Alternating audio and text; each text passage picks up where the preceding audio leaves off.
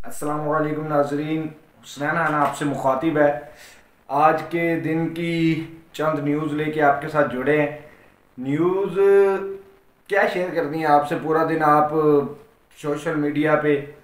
देख ही रहे हैं जो इमरान खान साहब बानी चेयरमैन पीटीआई और vice chairman PTI Shah Mahmood Qureshi sahab को साइफर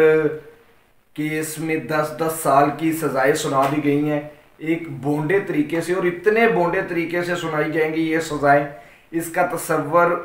मुझे भी नहीं था। मैं भी नहीं था समझता कि इस तरीके से। पता चल गया था 3 दिन पहले ही कि जिस जल्दी के साथ प्रोसीडिंग शुरू कर दी गई थी, खान साहब के वकील चेंज करके उनको सरकारी वकील दे दिए गए थे, तो उससे अंदाज़ा हो रहा था कि फैसला लिख के आ चुका है और जजेस ने बस किसी तरह कंक्लूड करना है केस और फैसला सुनाना है। लेकिन इतनी जल्दी में सुनाएंगे फैसला, ये मेरे ख्याल ना मैं तवक्को कर रहा था, ना कोई और पाकिस्तानी तवक्को कर रहा था। आज भी हमें यह था कि शायद कल जिस तरह मंडे को 14 घंटे की समाअत हुई है, मेरा ख्याल है वर्ल्ड रिकॉर्ड बना होगा किसी एक दिन में एक केस की समाअत का। सबसे ज़्यादा टाइम मैंने आज से पहले नहीं सुना कि किसी केस को आप सुबह 8 बजे शुरू करें और रात 10 बजे तक जज बैठ के सुनता रहे, गवाहान मुकम्मल हो, उन पे जिरा भी मुकम्मल कर ली जाए और सारा कुछ फिनिश करके आज सुबह आते ही ऐसे उन्होंने फैसला सुनाया जैसे कि उनको बता दिया गया कि नाश्ता तब मिलेगा जब आप फैसला सुनाएंगे। तो जज साहब अपना काम पूरा करके निकल के नज़र आ रहा था। जज साहब किस कदर मजबूर हैं, किस कदर उन पे प्रेशर हो सकता है इस तरह का फैसला सुनाने का। और लंदन प्लान का ये आखिरी नुक्ता जो था, जितने भी नुकात वहाँ पे तय हुए थे उनमें सबसे लास्ट पे खान साहब हमें हमेशा यही बताते रहे कि आखिरी नुक्ता ये होगा कि इमरान खान जब जेल में भी चला जाएगा उसकी पार्टी भी टूट जाएगी, लेकिन एंड में आपने उसको सज़ा भी देनी है कि खान साहब जेल में सज़ा याफ्ता हो, फिर हम मैदान में उतरेंगे। तो चलें देख लेते हैं अब 8 फरवरी को। आज इस चीज़ की दुख तो जाहिर सी बात है कि एक ईमानदार लीडर को सिर्फ इस चीज़ पे सज़ा दी गई कि उसने कहा कि गुलामी ना मंजूर। एक सच्चे मुहिब्बे वतन पाकिस्तानी को सिर्फ इसलिए सज़ा दे दी गई कि उसने अवाम को बता दिया कि तुम लोगों के मुंतखब किए हुए वज़ीर आज़म को बाहर से आया हुआ एक साइफर उसकी हुकूमत गिराने की ताकत रखता है। इस वजह से एक हर दिल अजीज़ पाकिस्तानी के दिल के करीब जो लीडर है उसको सज़ा सुना दी गई कि उसने पाकिस्तानियों को शऊर क्यों दिया, पाकिस्तानियों को सारी चीज़ें हक़ाइक़ के साथ क्यों बताई। शाह महमूद कुरैशी साहब की बात करें तो वो आज और कल भी यही कहते हुए हमें नज़र आए कि मुझसे तो गवाही नहीं ली गई अभी तक, गवाही ली जाती तो फिर बाजवा साहब को भी इस केस में लाना पड़ता, क्योंकि बाजवा साहब ने जब पीटीआई की गवर्नमेंट थी अभी तभी शाह महमूद कुरैशी साहब को कह दिया था कि आप साइफर की बात ना करें, अगर आप साइफर की बात करेंगे तो आपको 12 साल कैद और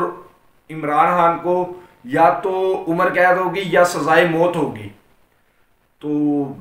उनको तब पता था अब से 3 साल पहले कि ये फैसला आएगा जो आज फैसला आया है, और यकीन लोगों की उमंगों के बराबर है। अवाम बखूबी इस चीज़ को जानती है। अब पीटीआई की जानिब से जो इत्मीनान बख्श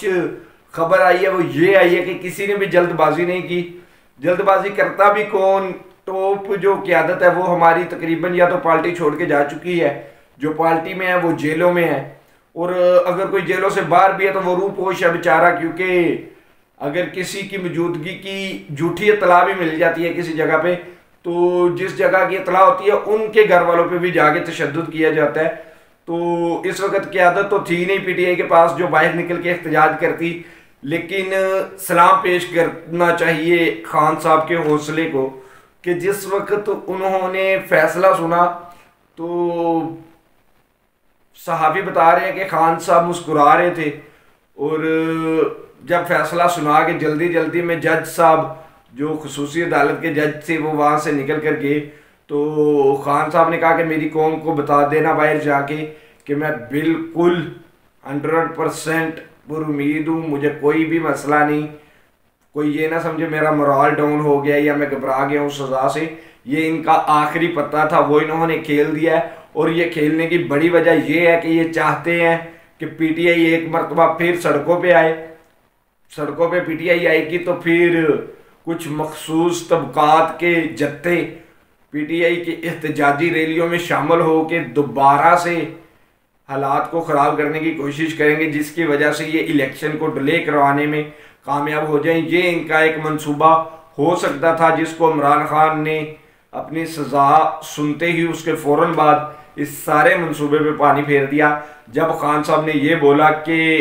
मेरी फ़िक्र ना करें, मैं यहाँ पे बिल्कुल खुश हूँ, इत्मीनान से हूँ, आप लोग सिर्फ 8 फरवरी को वोट डालने के बारे में सोचें, अपने प्यारों को लेके निकलें, अपने दोस्तों को लेके निकले, अपने इर्द गिर्द मौजूद लोगों को लेके निकले। जिन तक अवेयरनेस नहीं है उन तक पैगाम पहुंचाएं, उन्हें बताएं कि उनके हलके में असल पीटीआई का कैंडिडेट कौन कौन सा है और उनके इंतखाबी निशान क्या है। क्योंकि अगर आज मेरी तरह हजारों नहीं, लाखों नहीं, बल्कि करोड़ों पाकिस्तानियों का दिल एक मरतबा जोश में आया होगा कि काश यार खान साहब के लिए कुछ कर सके। तो अगर आप वाकई ही खान साहब के लिए कुछ करना चाहते हैं तो वो ये करें कि आप 8 फरवरी को जितने ज़्यादा से ज़्यादा वोट हो सकते हैं खान साहब के लिए कास्ट करवाएं। हाँ, वो किसी भी हलके में हो, आपकी बरादरी का नहीं तब भी करवाएं, आपसे उसकी लगती नहीं तब भी करवाएं। क्योंकि इस वक्त मसला मेरी गली नाली चौधरी बरादरी का नहीं है, इस वक्त मसला मेरे खान का है, इस वक्त मसला मेरे कप्तान का है, और सबसे बढ़कर ये मसला मेरे प्यारे पाकिस्तान का है। तो अब खान साहब अपना काम करके चले गए हैं। तमाम तज्जिया नगार सहाफ़ी जो भी बोलता है वो यही कहता है कि खान साहब ने जो काम करना था वो खान साहब ने मुकम्मल कर दिया है, खान साहब ने शऊर देना था वो दे के जा चुके हैं। अब जिम्मेदारी आपकी, मेरी और हम सब की है कि खान साहब के दिए हुए शऊर को हम किस तरह से बरूए कार लाते हुए 8 फरवरी को इन लोगों को शिकस्त दें, जैसे हमने पहले भी दी है। ये तासुर पाकिस्तान में 2018 के इलेक्शन तक ज़रूर मौजूद था कि इस्टेब्लिशमेंट जिसके साथ होती है इलेक्शन सिर्फ वही जीत सकता है, उसके अलावा कोई भी इलेक्शन पाकिस्तान में जीत ही नहीं सकता। नून लीग वाले आज भी इसी बात पे बंगड़े और लुटियाँ डाल रहे हैं, हत्ता कि हम 2 मरतबा उनको इस्टेब्लिशमेंट के होते हुए हरा चुके हैं। आपको याद हो 2022 की जुलाई का वो इलेक्शन जब 20 मुनखरफ अरकान पीटीआई के जिन्होंने हमजा शहबाज को वोट दे दिया था और बाद में अदालत से वो डी सीट हुए थे, उन 20 हलकों पे जिस वक्त इलेक्शन हुआ था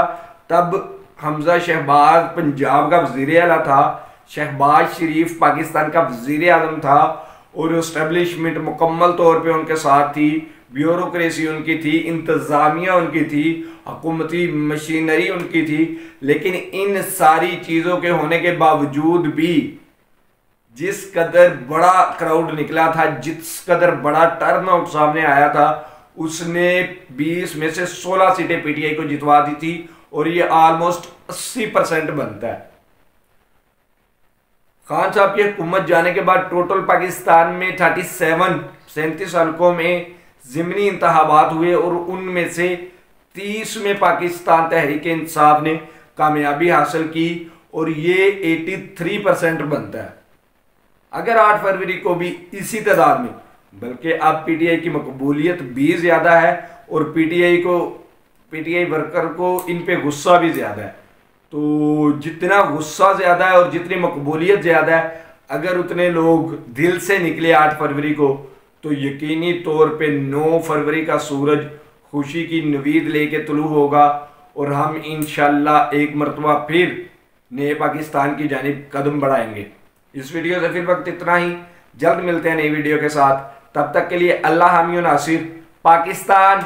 जिंदाबाद।